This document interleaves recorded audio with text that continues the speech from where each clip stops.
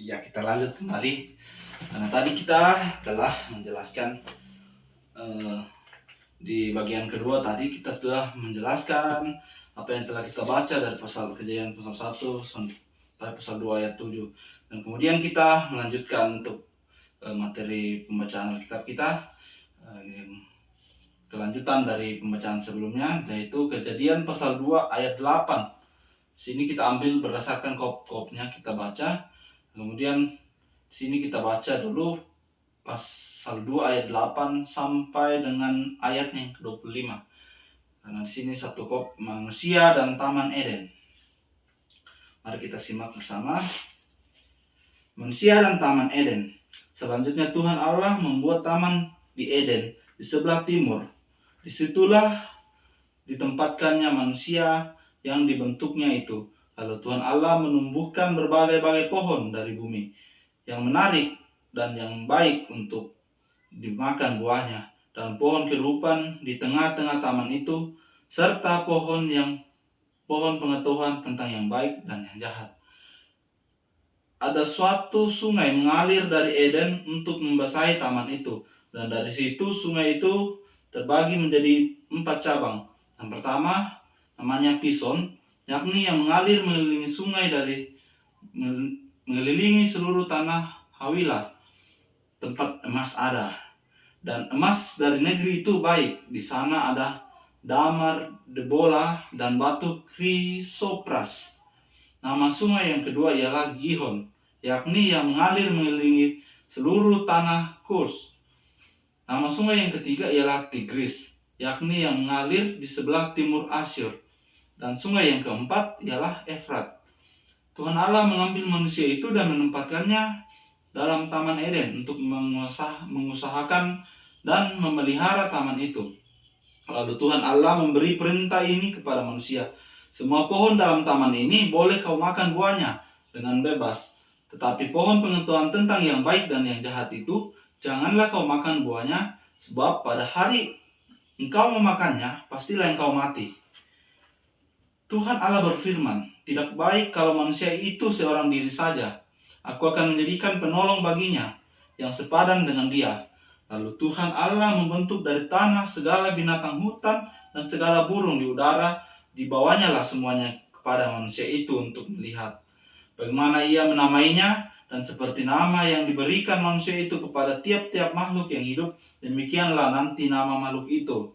Manusia itu memberi nama kepada segala ternak, kepada burung-burung di udara, dan kepada segala binatang lautan.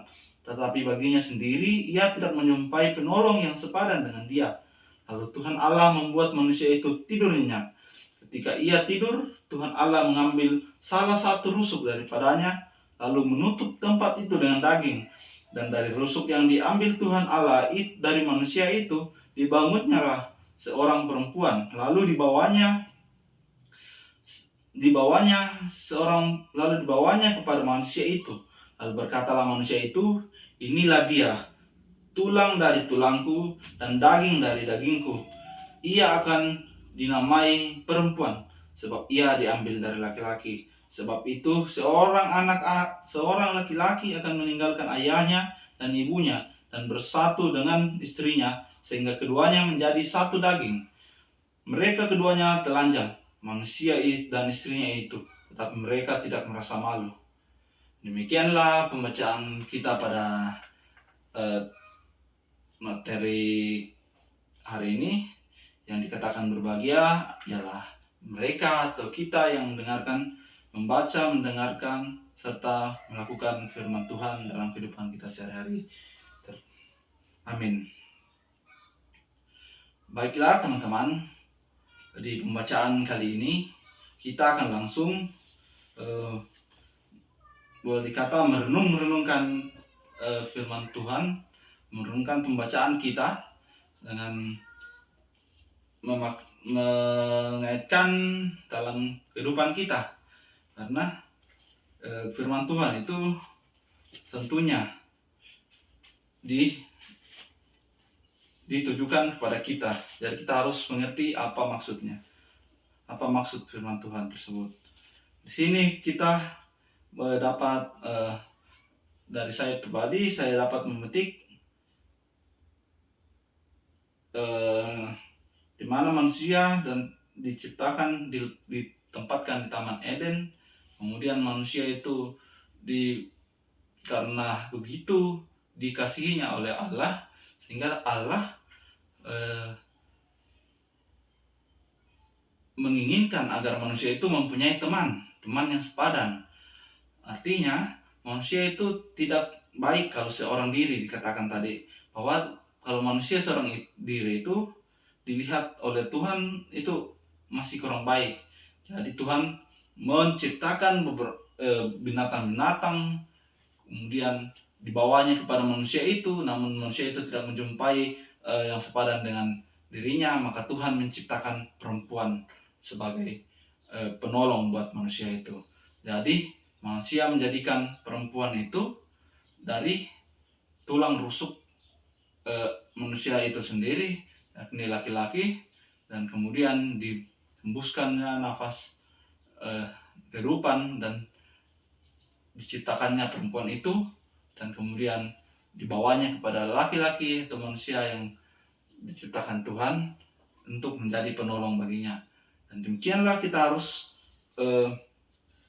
menyadari dalam kehidupan kita bahwa kita ini tidak bisa hidup sendiri. Kita membutuhkan seorang penolong. Jadi Tuhan telah menciptakan penolong buat kita, yakni pasangan kita.